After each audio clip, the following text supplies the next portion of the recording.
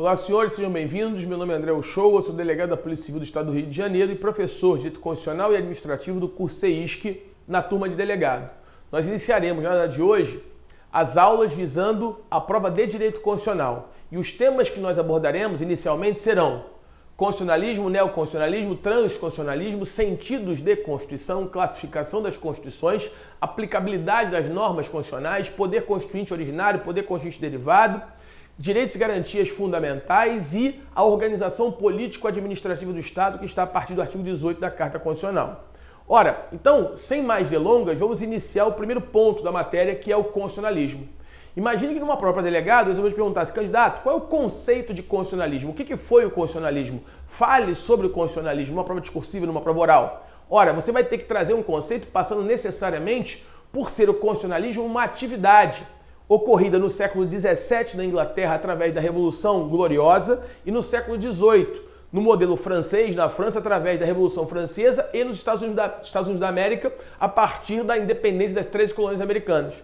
Esses movimentos, chamados de movimentos ou revoluções burguesas, tinham um objetivo muito claro, que eram contextualizar uma insatisfação daquela coletividade, daquela comunidade, com relação à concentração de poderes na mão do déspota, com relação à concentração de poderes na mão do soberano, do rei, do monarca, que tinha funções claramente acumulativas, ou seja, acumulava as funções legiferantes, de inovar a ordem jurídica, criando obrigações de fazer, não fazer, suportar, a função jurisdicional, de dirimir conflitos de interesse qualificado por pretensões resistidas, ou seja, função judicante, e a função de executar, de administrar, de materializar comandos em abstrato, normativos que ele próprio, monarca, criava e aplicava ao seu bel talante, ao seu bel prazer. Ora, então não há dúvidas de que eram atividades, era o desempenho de um comando concentrador de poderes na mão de um só. E não há dúvida de que, partindo de um pessimismo antropológico, que o homem que concentra poderes em suas mãos tem a tendência de abusar deste poder. E aquela coletividade insatisfeita com esses desmandos, comandos ilimitados, violadores de direitos fundamentais, reuniram-se politicamente e juridicamente para se organizar, visando contextualizar a insatisfação acerca daquela realidade que se impunha naquele momento. Então poderíamos dizer que esses movimentos, conhecidos como revoluções burguesas, seriam movimentos constitucionalistas a partir do qual aquela sociedade civilmente organizada se revolta, ou seja, a Revolução Francesa, Revolução Gloriosa na Inglaterra, independência das 13 colônias americanas dos Estados Unidos, século XVII na Inglaterra, XVIII, Estados Unidos e França, para justamente subjugar aquele modelo impositivo, limitador de direitos fundamentais, que não respeitava garantias mínimas de existência daquela coletividade. Então é um movimento do século XVII e do século XVIII que, através dos direitos, tem a pretensão de limitar os poderes do Estado. Estado este que era manejado e muitas vezes confundido com a imagem de Deus na Terra. Ou seja, há uma célebre frase no direito inglês, "The king can do no wrong", ou seja, o rei não erra. O rei seria a imagem e semelhança de Deus na Terra. É o soberano, é a atividade na qual não se reconhece acima do seu poder nenhum outro tipo de poder, salvo o poder divino. Então esse movimento começa na Inglaterra e se expande para os Estados Unidos e para a França. Agora, poderia o examinador te perguntar o seguinte: ora, havia diferença entre esses movimentos? Então se nós pudéssemos, note bem, fazer uma análise comparativa entre a Revolução Inglesa, então o movimento inglês na Inglaterra, e o movimento constitucionalista que surgiu nos Estados Unidos e na França, ora, quais seriam os pontos de diferença que nós poderíamos cotejar, por exemplo, numa prova discursiva? Primeiramente, um nexo temporal, né? Ou seja, o modelo inglês, ele data do século XVII. O modelo inglês trata do século XVII. O modelo americano e francês, das revoluções francesa e independência das 13 colônias americanas, são movimentos constitucionalistas do século XVIII. Então aqui poderíamos já apontar uma primeira diferença entre os dois movimentos. Uma segunda diferença está na sua base, ou seja, já disse, isso é um ponto que vai contactar os dois, ambos, vou até colocar aqui em cima, tinham um objetivo em comum. Qual era o objetivo em comum de ambos? limitar o poder estatal. Limitar o poder de um Estado que se apresentava anteriormente. E qual era esse Estado que se apresentava anteriormente? Sabemos que esse Estado era o Estado absolutista. E uma característica muito marcante nos Estados absolutistas, principalmente europeus, era justamente a concentração de poderes na mão do déspota. Como disse há pouco, essa concentração fazia com que o soberano legislasse, inovasse a ordem jurídica, legislando, por óbvio, dirimisse conflitos de interesse, função jurisdicional e executasse função administrativa. Ora, não respeitando a partir dessas atividades concentradas direitos e garantias fundamentais. Então, num primeiro momento, qual era o objetivo desses movimentos burgueses? Chamado de revoluções burguesas. Uma no século XVII, uma no século XVIII. Limitar o poder do Estado. Agora, a pergunta é, como é que essa limitação foi feita no movimento inglês? Como é que essa limitação foi feita no movimento americano e francês? Aqui, senhores, no modelo inglês, essa limitação veio pelo instrumento que a doutrina chama de supremacia do parlamento. Supremacia do parlamento.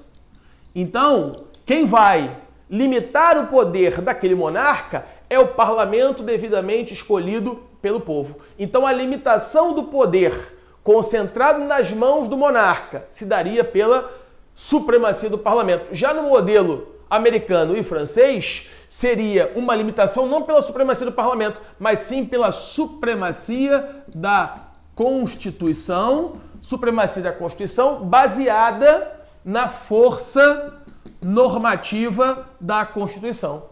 E aí não podemos esquecer, e aí seria aqui uma terceira diferença, que a Constituição no modelo inglês, que nós vamos daqui a pouco definir, era um documento não escrito. Então, no modelo inglês, a Constituição era um documento não escrito. Além de ser um documento não escrito, era um documento material, ou seja, não era um documento formal. Diferentemente, no modelo americano e francês, de constitucionalismo, eu teria a Constituição como uma Constituição escrita e, além de escrita, uma Constituição formal, reduzida a um texto único.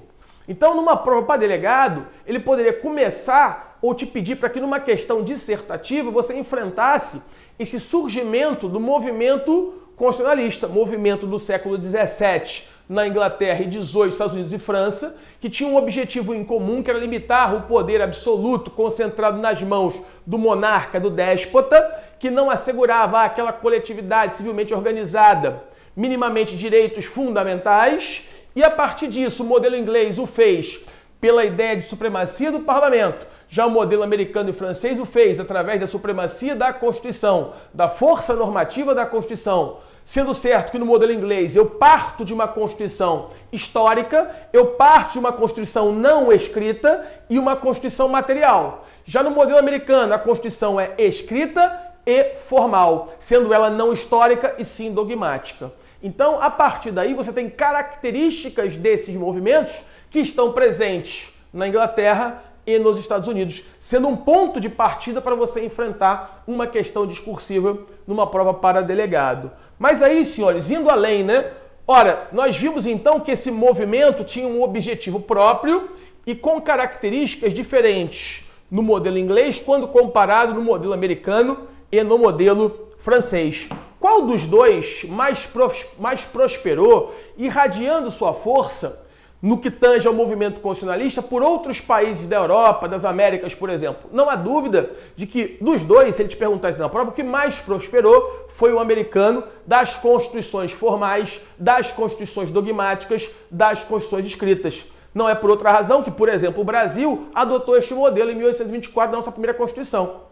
Então, o modelo inglês de Constituição histórica, de Constituição material e não escrita, ora, se irradiou para um grupo pequeno de países, mas no mundo, se eu fizesse uma análise estatística, aquele que prevaleceu foi o modelo americano. Tanto que em provas de concurso, é muito mais comum você ver e se deparar com questões acerca do modelo americano e francês do que questões envolvendo o modelo inglês de constitucionalismo. Agora, não há também dúvida de que você tem que saber, no que tange a esse processo histórico de surgimento do constitucionalismo, quais são esses dois cotejamentos. o modelo americano e francês, mais próspero, adotado por uma série de países ao longo do mundo, e o modelo francês, e o modelo, desculpa, inglês, que ficou restrito a um número menor de países, ok? Bom, então essa é a primeira observação que eu gostaria de citar acerca do constitucionalismo, analisando uma definição inicial do movimento. Dentro do constitucionalismo, ainda falando dessa ideia de Constituição,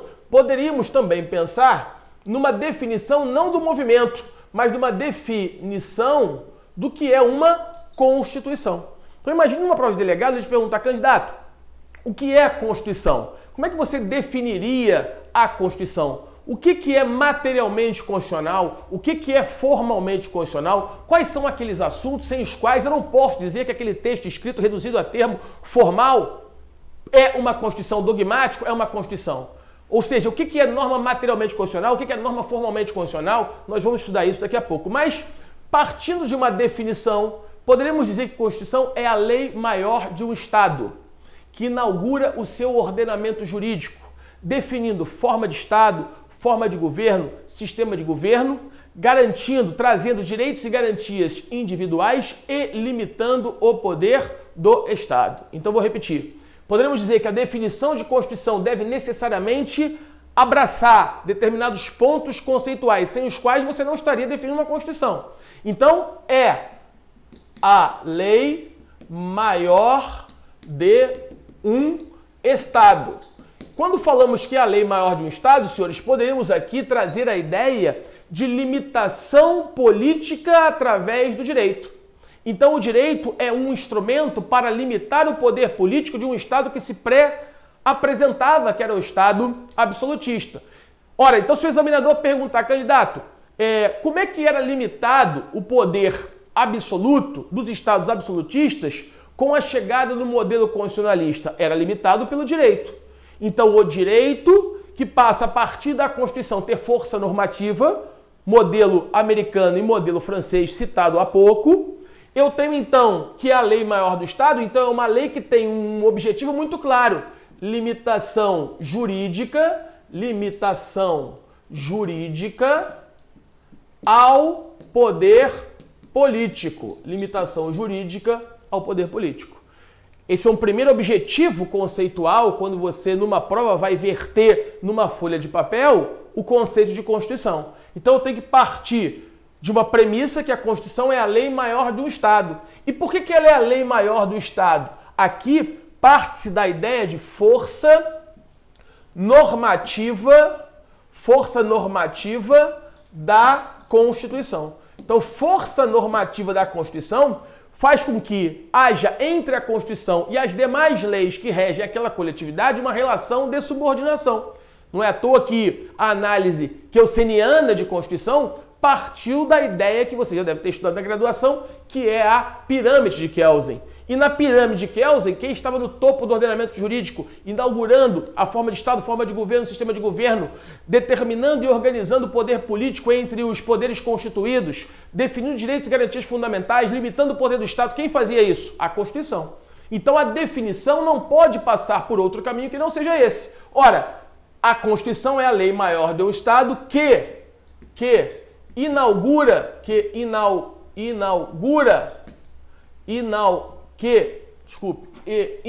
seu ordenamento jurídico,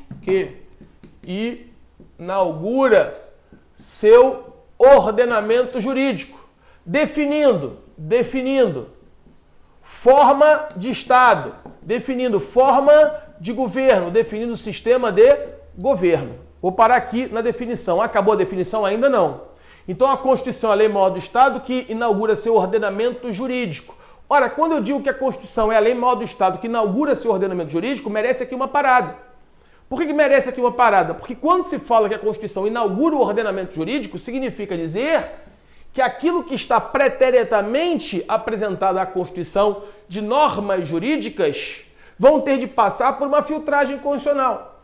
A ideia de filtragem constitucional, a gente vai ver um pouco mais à frente, vai estar marcada e orientada pela teoria da recepção do ordenamento jurídico a partir de uma compatibilidade material com as novas regras determinadas nesse documento político-jurídico chamado de Constituição.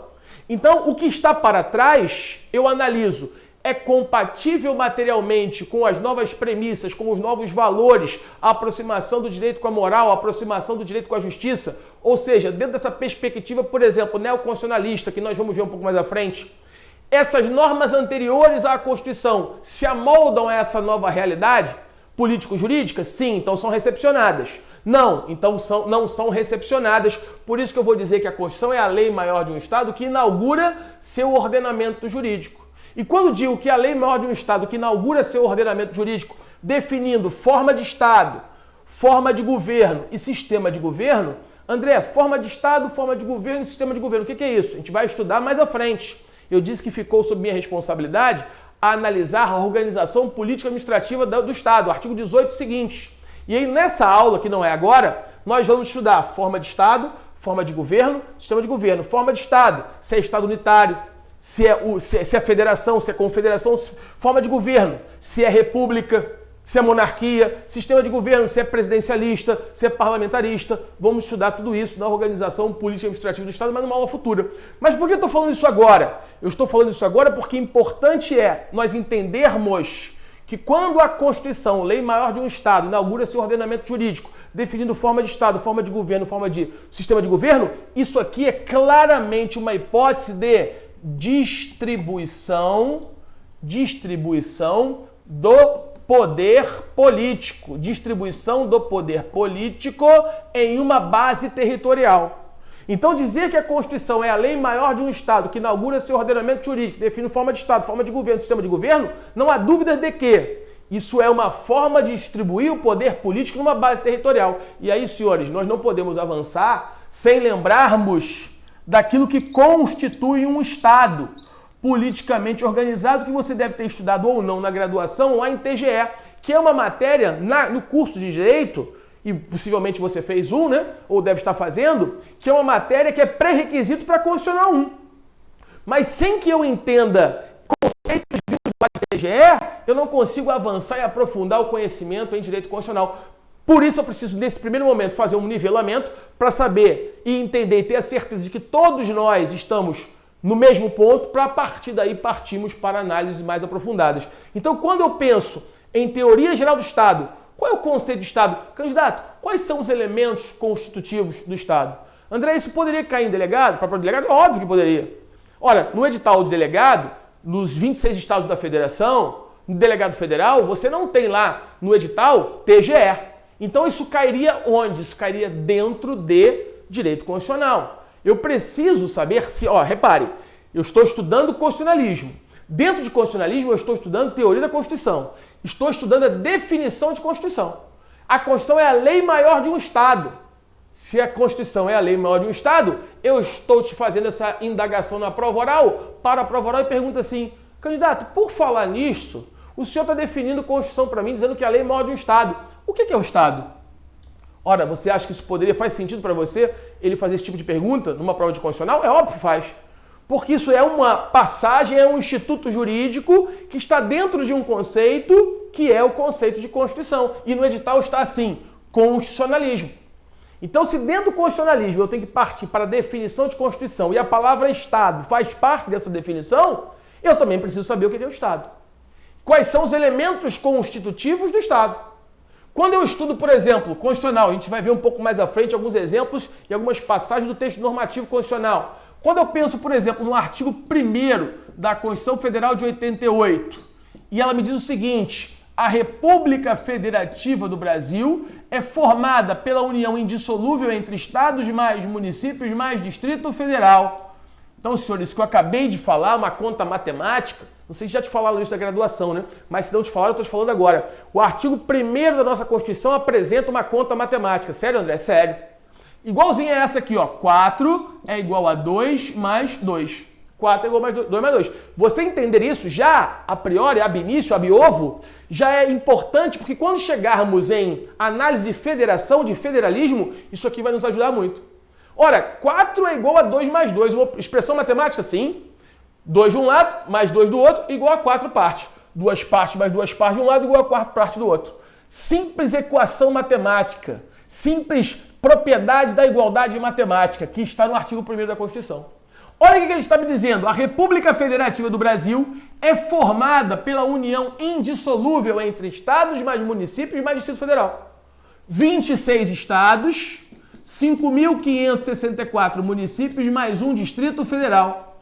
Ora, todos esses entes federativos, pessoas políticas, vamos estudar mais à frente, pessoas políticas, todos esses somados, se eu somar 26 estados, Rio de Janeiro, São Paulo, Minas, Espírito Santo, Goiás, Bahia, 26 estados, somar os 5.564 municípios e somar o Distrito Federal, o que eu tenho com esse somatório, senhores? A República Federativa do Brasil.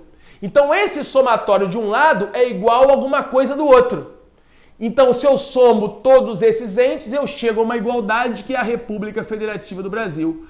André, é exatamente o que você falou, né? De um lado eu tenho um somatório e eu chego a uma igualdade do outro lado. Ou seja, 2 mais 2 é igual a 4.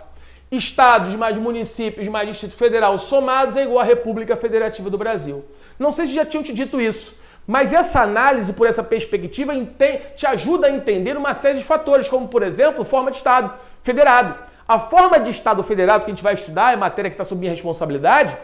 Ora, o que é a federação? Modelo federado de Estado dentro de uma Constituição. É uma maneira de se distribuir dentro de uma base territorial o poder político. Então, o poder político ele pode estar concentrado numa base territorial, o Estado é unitário. O poder político pode estar distribuído em vários núcleos de poder. Aí, a depender do tipo de poder que está distribuído, eu vou ter um Estado confederado, se o poder que for distribuído na base territorial for a soberania, ou eu posso ter um Estado federado, se o poder político que for distribuído na base territorial for a autonomia política do artigo 18 da Constituição. Aí eu tenho um Estado federado. Diferença de Estado unitário para confederação para federação. André, você fala muito rápido, né? Se eu uso algum tipo de substância? Não uso nenhum substância. Se eu usasse, então, eu já teria infartado aqui, infartado do miocárdio. Não uso nada. Na verdade, se eu falar muito devagar, eu não consigo raciocinar. Então, voltando para cá, eu estou te dizendo tudo isso para mostrar o seguinte, que esse artigo 1º da Constituição está definindo o Estado. E o Estado, a pergunta da prova foi: quais são os elementos constitutivos do Estado dentro da definição de constitucionalismo, que partimos então para a definição de Constituição? O Estado é composto por 4 elementos, senhores. Um primeiro elemento que a literatura, que a doutrina chama de elemento humano. Qual é o elemento humano que compõe o Estado? O povo. Um segundo elemento, que é um elemento físico ou espacial, que é o seu território. Um terceiro elemento, que é o elemento político, chamado de soberania. E o quarto e último elemento, chamado de elemento teleológico, que é a finalidade. Um grupo de pessoas reunidas numa base territorial, exercendo naquela base territorial o poder político soberano, visando a satisfação do interesse coletivo ou bem comum. Estamos diante de um Estado. Então, a definição de Constituição vai me dizer que a Constituição é a lei maior deste Estado. Deste Estado composto por um povo que está exercendo o poder político numa base territorial, visando a satisfação daquela coletividade, daquele auditório universal, que está delegando a um ente criado por uma ficção jurídica, teoria contratualista da formação do Estado, poderes. Eu abro mão da minha soberania em prol da soberania estatal, porque caso cada um de nós entenda que é soberano, não existindo acima do nosso poder nenhum outro tipo de poder, nós viveríamos, como diziam os contratualistas, Locke, Rousseau, no modelo de Estado animalesco, no modelo de Estado de natureza. O Estado de natureza é aquele Estado no qual o homem, cada um de per si, vai entender que é soberano. Se eu entendo que sou soberano, eu não reconheço acima do meu poder nenhum outro tipo de poder. Eu não reconheço o seu poder. E você não reconhece o meu. Ora, possivelmente, regras ditadas por mim, você a elas não se submeterá. E vice-versa. Então, neste contexto, o que vai prevalecer? Possivelmente, a capacidade de um subjugar a vontade do outro. E possivelmente isso vai ser feito pela força. Quando cada um de nós abre mão dessa parcela de soberania em prol da soberania de um ente maior, que é o Estado, criado, como dizia Maquiavel lá, né, o príncipe, criado com soberania, que na verdade é o somatório das soberanias individuais e que nós, obviamente, perderemos, porque deixaremos de ser soberano, para que essa vida deixe de ser num estado de natureza e seja num estado politicamente organizado, com regras jurídicas que vão garantir direitos fundamentais, nós estamos passando pela ideia de teoria contratualista de Locke, Rousseau, por aí vai, ok? Então, voltando para a definição. Ora, o que é o Estado? O que é a Constituição? É a lei maior de um Estado, que vai definir forma de governo, forma de Estado e sistema de governo. Quando digo que o Estado define esses institutos, nós precisamos entender que isso é uma maneira de definir qual é a forma de Estado. É Estado unitário, é Estado federado ou é Estado confederado? Qual é a forma de governo? É república, res pública ou é monarquia? Qual é o sistema de governo? É presidencialista ou é parlamentarista? Isso são hipóteses através das quais são instrumentos por meio dos quais eu vou distribuir poder político. E normas constitucionais que distribuem poder político numa base territorial são normas materialmente constitucionais. Estamos aqui tratando da definição de Constituição. E na definição de Constituição, eu preciso dizer para o examinador, na prova oral, na prova discursiva, para o delegado, que a Constituição é a lei maior de um Estado, que inaugura seu ordenamento jurídico, definindo forma de Estado, forma de governo, sistema de governo. Em outras palavras, organizando o poder político naquela base territorial. Isso é assunto de Constituição. Isso é o que deve estar na Constituição. Mas só isso, André? Não, continua a definição. Então, essa lei maior do Estado, que inaugura seu ordenamento jurídico, definindo forma de Estado, forma de governo, sistema de governo, ela também vai trazer e assegurar direitos fundamentais. Ela vai definir direitos fundamentais. Ela vai assegurar direitos fundamentais. Então, um dos objetivos dessa lei maior do Estado, além de organizar politicamente e distribuir politicamente o poder naquela base territorial, ela também vai definir direitos fundamentais e trazer garantias para possíveis violações àqueles direitos. Então, direitos fundamentais, e um pouco mais à frente a gente vai ver que existe uma correlação doutrinária entre direitos individuais de primeira geração ou dimensão, direitos individuais de segunda geração ou dimensão, terceira geração ou dimensão, sendo certo que há autores que falam até quarta e quinta gerações de direitos fundamentais. Ora, esses direitos fundamentais, e a gente vai ver também que tem uma correlação, segundo a doutrina, dessa criação dessas fases ou etapas ou dimensões dos direitos fundamentais com o lema da Revolução Francesa: liberdade, igualdade e fraternidade. Direitos à liberdade, direitos de primeira geração. Direitos de igualdade, segunda geração. Fraternidade, terceira geração. Não agora, mas no próximo momento, daqui a pouco, mais à frente na aula, eu vou voltar a esse tema. Por hora, eu ainda estou na definição de Constituição. Constituição é a lei maior de um Estado que inaugura seu ordenamento jurídico, definindo forma de Estado, forma de governo e sistema de governo, sendo certo que essas hipóteses são maneiras de se distribuir o poder político dentro de uma base territorial, dentro de um Estado soberano, mas a Constituição não se presta só a isso. A Constituição também vai se prestar, um dos seus objetivos, que é aquilo que a gente chama de direito constitucional de normas materialmente constitucionais. Essas normas também vão definir direitos fundamentais de primeira, segunda, terceira, para alguns autores de quarta e quinta gerações, e trazendo garantias para eventuais lesões àqueles direitos fundamentais. Mas só isso, André, tem mais, ainda tem mais. E para finalizar, terceiro ponto, que deve constar necessariamente no conceito de Constituição, é que essa lei maior de um Estado que inaugura seu ordenamento jurídico, organizando politicamente o poder naquela base territorial, definindo direitos fundamentais, ela também deve, 3, limitar o poder estatal. Limitar o poder estatal. Limitar o poder estatal de alguma maneira.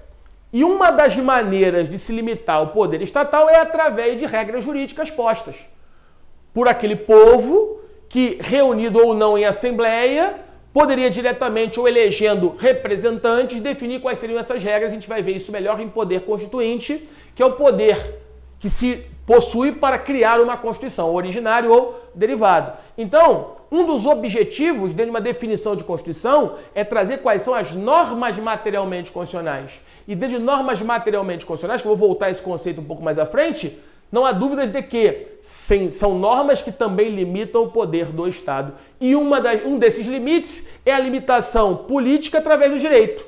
São normas jurídicas limitando o poder estatal, o poder político. Então, só para citar um exemplo, né? Se eu pensar aqui no princípio da legalidade, Princípio da legalidade, que você estudou de administrativo, né? Princípio da legalidade estrita, ninguém é obrigado a fazer ou deixar de fazer alguma coisa senão em virtude de lei. Isso é o princípio da legalidade para o particular, 5º inciso 2º da Constituição Federal. Mas como é que é o princípio da legalidade para a administração pública? Para o Estado nas suas relações com o administrado? O Estado só pode fazer ou deixar de fazer alguma coisa se em virtude de lei. Princípio da legalidade, artigo 37, caput da Constituição. Se o Estado faz algo ou deixa de fazer algo que não tenha previsão legal, este ato viola o artigo 37, caput da Constituição. Então não há dúvida de que, quando um agente público, quando, por exemplo, o titular de um poder executivo, ele quer legislar, ele invade competência do legislativo. Ele viola o princípio da legalidade, porque a Constituição diz, você executa, você legisla, você dirime conflitos. Quando eu desrespeito essas normas postas previstas na Constituição, eu violo o princípio da legalidade. Limitação do poder político pelo direito. Limitação do poder político pelo direito. Um dos objetivos da Constituição. Um dos objetivos das normas constitucionais, do surgimento desse movimento chamado de movimento constitucionalista. Então esse movimento constitucionalista, e aí fechando esse bloco, nós teríamos a ideia de que a Constituição é a lei maior do Estado, que inaugura esse ordenamento jurídico, definindo forma de Estado, forma de governo e sistema de governo, definindo direitos e garantias fundamentais e limitando o poder do Estado. A partir desta definição, nós vamos tirar, a partir do próximo bloco, aquilo que a doutrina chama de normas materialmente constitucionais e fazer um cotejamento entre o lema da Revolução Francesa, liberdade, igualdade e fraternidade, e o surgimento das gerações ou dimensões de direitos fundamentais. Aguardo os senhores no próximo bloco para a gente continuar. Um abraço e até lá.